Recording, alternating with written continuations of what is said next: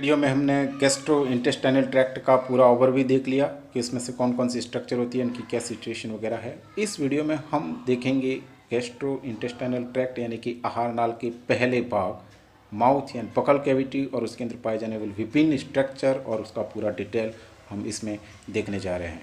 तो चलो स्टार्ट करते हैं। तो अब हमारा नेक्स्ट पॉइंट है माउथ एंड बकल कैविटी, मुख और मुख गुहा। अब इसको हम डिटेल में देखते हैं। अभी तक हमने देख लिया, पूरी आहार नाल का ओवरव्यू देख लिया। अब इस आहार नाल के विभिन्न अंग हैं, उन अंगों में से हम एक एक करके सभी अंगों का डिटेल करेंगे। तो पहला अंग कौन सा है? माउथ एंड बकल कैविटी, मुख और मुख गुहा। मुंह नहीं हो, मुख। मुंह में तो पूरा आ जाता है, हेड के ऊपर पूरा है ना। तो mouth, what is the mouth? Mouth एक ओपनिंग है, एक छिद्र है जिसके द्वारा हवा, भोजन वगैरह शरीर के अंदर जा सकता है, एंटर कर सकता है। In human anatomy orifice through which food and air enter the body, ठीक है। The mouth open to the outside at the lips and empties into the throat at the rear. ये जो मुख होता है, इससे हवा और भोजन अंदर जा सकता है, एक ओपनिंग है। और मुख के अंदर जो भी है, जहाँ जीभ वगैरह रहते हैं, वो मुख गुहा कहलाती है, बकल कैविटी कहलाती है, ठीक है। अब इस बकल कैविटी का जो कि मैंने चित्र में दिखा रखा, आप देखिए बकल कैविटी में या मुख गुहा में कौन कौन सी संरचनाएं होती है। तो बकल कैविटी में जो जो संरचनाएं होगी, यहाँ आपको चित्र में दिख रही है। फर्स्ट तो होगी ये जीभ। फर्स्ट बकल कैविटी में कौन सी संरचना होती है? जीभ। जीभ जो कि मुख गुहा का फर्श बनाती है। एक मुख गुहा पूरी एक चैम्बर की तरह है। इस पूरे चैम्बर का फर्श किसका बना हुआ है? जीभ से बना हुआ है, ठीक है। इसके बाद ऊपर का भाग जो होता है मुख गुहा का, वो बना होता है। ये देखो, ये ऊपर का भाग है, ऊपरी जबड़े वाला देख सकते हो आप, जिसको मैं इंडिकेट कर रहा हूँ। ये कहलाता है पैलेट, तालू। तो मुख गुहा का फर्श जीभ से बना है और मुख गुहा की जो छत होती है वो तालू कहलाती है, ठीक। इसके बाद दोनों साइडों में होते हैं गाल यानी चेक। आगे मुख जो मुंह जो होता है, मुख जो होता है वो सराउंडेड रहता है लिप्स यानी होठों के द्वारा। पीछे की तरफ जाएं तो फिर ग्लॉटिस होता है और उसके ऊपर एक एपिग्लॉटिस होता है, ठीक है, यहाँ पर।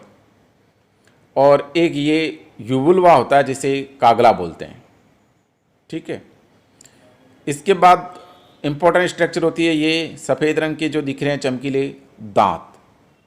तो ये सारी जो संरचना होती है वो मुख गुहा में शामिल की जाती है। हम इन सारी संरचनाओं का एक एक करके डिटेल पढ़ेंगे। दांत, इसको पढ़ने में आधा घंटा लगेगा, जीभ को पढ़ने में आधा घंटा लगेगा। तो फिलहाल तो आप ये जान लीजिए कि आहार नाल का जो पहला पोर्शन है मुख और मुख गुहा, उस मुख गुहा में कौन कौन सी संरचनाएं हैं? तो जीभ है, तालू है, दांत हैं, ग्लॉटिस है, एपिग्लॉटिस है, यूवुल्वा है ना, लिप्स हैं, चीक्स हैं, ये सारी स्ट्रक्चर इसमें आती है, ओके। अब हम इस मुख गुहा की पहली संरचना एक बार ये और मैं बता देता हूँ। मुख गुहा में कौन कौन सी संरचना है? दांत जो कि दिख रहे हैं आपको, ये टंग यानी जीभ, ये पैलेट ऊपर का तालू, ग्लॉटिस जो कि पीछे की तरफ होता है, और सेलेवरी ग्लैंड्स यानी कि लार ग्रंथियाँ जहाँ से लार निकलती है। ये सारी संरचना मुख गुहा में पाई जाती है, ठीक है। डायग्राम में आपको दिख रहा है, इसमें भी वही चीज़ बताई गई है। अब मुख गुहा का पहला पॉइंट हमने पढ़ा आहार नाल के अंदर मुख गुहा, और मुख गुहा के अंदर पहला पॉइंट हम पढ़ेंगे, क्योंकि मुख गुहा में हमने पढ़ा था कि भाई दांत होते हैं, जीभ होती है, तालू होता है, ये सारी स्ट्रक्चर होती है। तो इसमें से जो मेन चीज़ है वो दांत, इसको पढ़ते हैं। दांत की संरचना क्या होती है, दांत के प्रकार क्या हैं, दांत किस तरीके से काम करते हैं, क्या कार्य है इसका, इन सारी बातों को देखेंगे। जैसे आपको चित्र में दिखाई दे रहा होगा, ये दांत हैं, ठीक है। दांत जो होते हैं वो एक हार्ड स्ट्रक्चर होती है, जबड़ों पे लगी हुई रहती है, और मेनली वर्टिब्रेट्स के अंदर ये माउथ में होती है, मुख में होती है। कभी कभी ये फेरिंक्स में भी पाई जाती है। फेरिंक्स मतलब अभी हमने पढ़ा था कि भाई मुख गुहा जो होती है, इसके नीचे वाली जो नली होती है वो फेरिंक्स या ग्रसनी कहलाती है। तो कुछ वर्टिब्रेट्स ऐसे होते हैं जिसमें दांत मुख या मुख गुहा में नहीं होती, बल्कि उससे भी नीचे वाली स्ट्रक्चर जिसको फेरिंक्स ग्रसनी बोलते हैं, उसमें भी पाए जाते हैं। और ये दांत जो होते हैं वो भोजन को कैच करने का यानी पकड़ने का, भोजन का मैस्टिकेशन यानी कि पाचन करने का काम करते हैं। कभी कभी आपने कई बार देखा होगा कुछ जंगली जानवरों में ये डिफेंस, रक्षा का भी काम करते हैं। कुछ एक में ये ऑफेंस का भी काम कर लेते हैं, आक्रमण का, चीराफाड़ी करने का, है ना। तो अलग अलग जीवों में इसका अलग अलग फंक्शन होता है। फिर भी ओवरऑल हम कह सकते हैं कि दांत जो होते हैं एक हार्ड स्ट्रक्चर होती है, जो कि मेनली मुख में या मुख गुहा में जबड़ों पे लगी रहती है, और कुछ वर्टिब्रेट्स में ये फेरेंक्स में भी पाए जाते हैं, जो भोजन को पकड़ने, डिफेंस में, भोजन को चबाने, तोड़ने, फाड़ने, चीरने, इन सब कार्यों में प्रयुक्त होते हैं। ठीक है, अब हम देखते हैं कि एक दांत की संरचना कैसी होती है। तो जैसा कि आपको चित्र में दिखाई दे रहा होगा कि एक दांत जो होता है उसके 3 भाग होते हैं। किसी भी एक दांत दिखा रखा है मैंने चित्र में, और वो भी मैंने बीच में से इसको काट रखा है, खड़ा इसको काट करके दिखा रखा है। तो इस दांत की संरचना में 3 भाग दिखाई दे रहे हैं। ऊपर का जो भाग चमकीला भाग होता है चांदी के जैसा, वो कहलाता है क्राउन। बीच का भाग जहाँ पर दांत और मसूड़े दोनों मिलते हैं, वो कहलाता है उस दांत का नेक। और दांत का वो भाग जो कि मसूड़ों के अंदर धंसा हुआ रहता है, इस तरीके से ये वाला, ये दिख रहा है ना आपको, ये वाला भाग, ये कहलाता है आपकी दांतों की रूट, जड़ें, जो कि तभी दिखता है जब दांत निकल करके आपके हाथों में आ जाए, तभी उस चीज़ के दर्शन होते हैं, अन्यथा ये आपके जबड़ों में धंसा रहता है। तो इस तरीके से दांत जो होता है इसकी संरचना में 3 पार्ट हो गए। ऊपर का चमकीला चांदी जैसा क्राउन, बीच का भाग जो कि जबड़ों से संगम करता है, नेक, और ऐसा भाग जो कि जबड़ों के अंदर धंसा रहता है, जनरली हमको नहीं दिखता है। ठीक है, जबड़ों में मतलब मसूड़ों में, है ना, मसूड़ों में गम्स में जड़ा, मतलब जब जकड़ा रहता है, अंदर धंसा हुआ रहता है, उसे कहते हैं रूट। ठीक है, तो इस तरीके से दांत के 3 भाग हो गए। आगे और देखते हैं हम। इसके अलावा इस दांत की संरचना में 3 सतह होती है। दांत के ऊपर की जो चमकीली सतह होती है चांदी जैसी, वो तो कहलाती है इनामेल। इसके बाद में ये आपके थोड़ा सा केसरी कलर का दिखाई दे रहा है, ये जो दूसरी सतह होती है दांत की, वो कहलाती है आपकी डेंटिन। इसके बाद में ये वाली जो पूरे अंदर की है, ये वाली जो पूरी संरचना है, मैं एक बार बताता हूँ, ये वाली जो संरचना है, ये पूरी, ये कहलाती है आपकी पल्प। तो ऐसे अगर हम दांत को ऊपर से देखें तो 3 भाग हो गए, क्राउन, नेक और रूट। लेकिन इसको काट करके देखें, इसकी सतह देखें, उसकी लेयर देखें, तो सबसे ऊपर की जो चमकीली चांदी जैसी लेयर होती है, वो तो कहलाती है इनामेल। वो सतह क्या कहलाती है? इनामेल। इसके बाद इसके नीचे, इस सतह के नीचे होती है डेंटाइन, और लास्ट के अंदर वाली जो सतह होती है उसको कहते हैं पल्प कैविटी। ठीक है, अब इनामेल जो होता है वो बॉडी का सबसे हार्डेस्ट केमिकल है। ये कई दफ़ा परीक्षा में आ चुका है, इसको अच्छी तरह से याद रखें। ये फर्स्ट तो एक इनऑर्गेनिक कंपाउंड है, अकार्बनिक पदार्थ है, इसमें कार्बनिक पदार्थ नहीं होता है ये। दूसरा, ये आपकी पूरी बॉडी का सबसे कठोर पदार्थ है, हार्डेस्ट। ठीक है, तो ये इनामेल आपको याद रखना है। इसके अलावा एक क्वेश्चन और बनता है कि इनामेल जो होता है उसमें सबसे कम जल पाया जाता है। हमारी बॉडी के अंदर जितने भी अंग हैं, चाहे वो हड्डियां हैं, मांसपेशियां हैं, सब में कुछ मतलब वाटर होता है, लेकिन ये इनामेल जो होता है इसमें वाटर सबसे लेस, सबसे कम होता है। ठीक है, फिर नंबर 2 और डेंटाइन आ गया। डेंटाइन के बाद में अंदर ये पल्प कैविटी आ गई, और इस पल्प कैविटी के अंदर आप देख रहे होंगे कुछ सेल्स पाई जाती है। यहाँ पर कुछ कोशिकाएं पाई जाती है इस पल्प कैविटी में, जिसे ओडोंटोब्लास्ट बोलते हैं। फिर ये आपके ब्लू रंग की जो दिखाई दे रही है नलियाँ, नली जैसी स्ट्रक्चर, जिसको नर्व बोलते हैं, जो कभी दांत में दर्द होता है वो यही महसूस करती है। फिर ये लाल रंग की दिखाई दे रही है, वो ब्लड वेसल्स होती है इसके अंदर।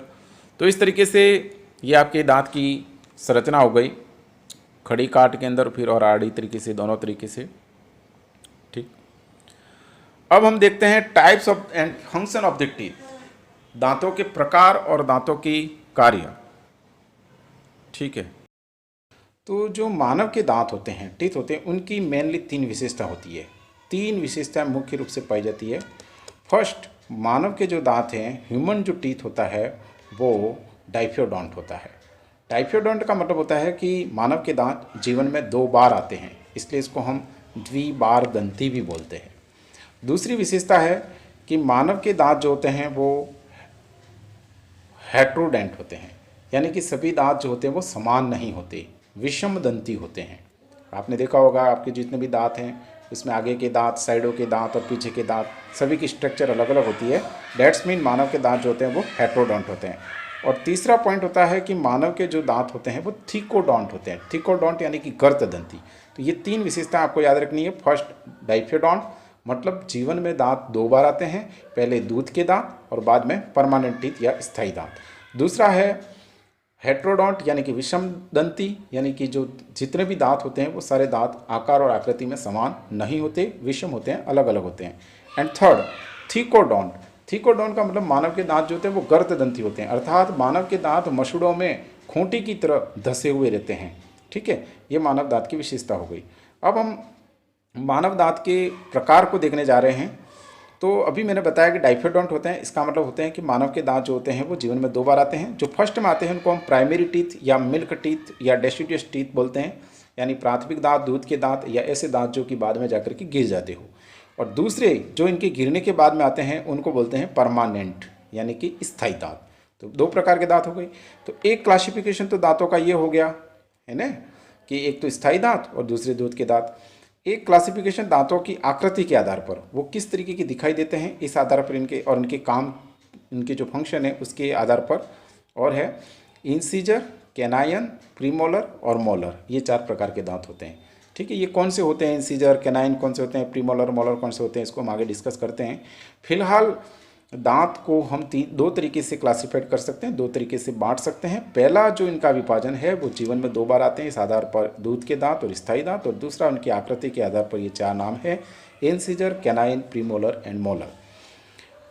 अब आगे देखते हैं हम कि इन दूध के दांत और स्थायी दांत में क्या फ़र्क होता है। तो फर्स्ट हम देखते हैं प्राइमरी टीथ, यानी कि दूध के दांत दोनों अलग अलग तरीके के होते हैं, परमानेंट टीथ से वो अंतर रखते हैं। तो क्या अंतर है इस चीज़ को देखते हैं। प्राइमरी टीथ यानी कि जो दूध के दांत होते हैं वो स्मॉलर होते हैं, हल्के से छोटे होते हैं। इसके बाद में इनके ऊपर कस्प होते हैं, मतलब थोड़ी सी दरार जैसी स्ट्रक्चर होती है, और थोड़ा वाइटर भी होते हैं, थोड़े सफ़ेदी लिए हुए होते हैं।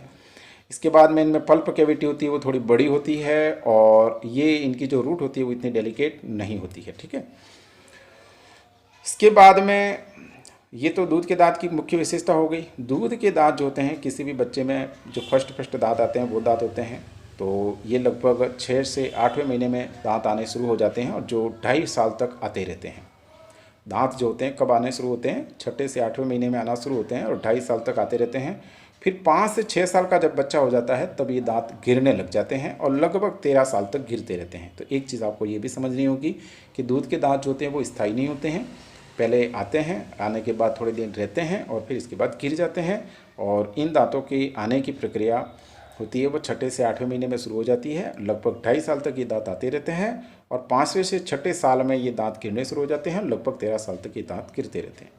ओके, अगली बात कि दूध के जो टोटल दांत होते हैं, बच्चों में जो दूध के दांत होते हैं उनकी टोटल संख्या होती है 20 होते हैं।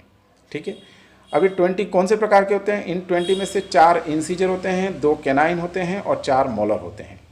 ऊपर के जबड़े में भी 10 दांत, नीचे के जबड़े में भी 10 दांत, टोटल कितने हो गए 20 दांत। इन 20 दांतों में से ऊपर के जबड़े में 2 इंसीजर, 1 कैनाइन, ठीक है, और 2 मोलर, एक है ना, और नीचे के जबड़े में भी उतने ही। इस तरीके से टोटल 20 दांत होते हैं।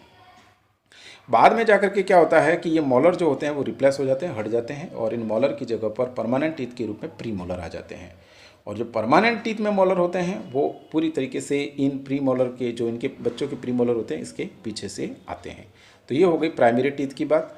अब हम देखते हैं परमानेंट टीथ, जो स्थायी दांत होते हैं, दूध के दांत के गिरने के बाद में आते हैं और जीवन भर बने रहते हैं, जब तक कि कोई गिराए नहीं तब तक।